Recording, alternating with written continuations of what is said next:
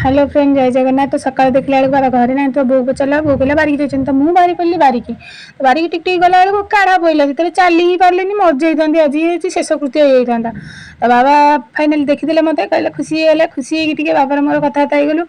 कहले कहीं आज मुझे बुलिया आसी हाथ धरा धरी बाबार मोर गलु कहली बाबा टिके फटो उठेबी तुम सह बाबा टे दयाकोरी मुह देखईदेले तो सीढ़ी चढ़ी बाबा मोर टिक टिक टिक टिक पुणी छात उपरକୁ पलैलु मुझे बुलीगली चिक चिक होगी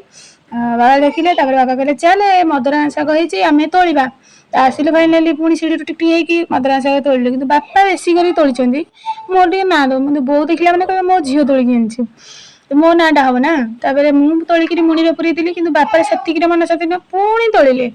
मोर घर को आसार एत इच्छा मुझे बापा तुम थाओ ना छाड़ी पलैबी एपट सेपट खाली गोड़ एपट सेपट पड़ुए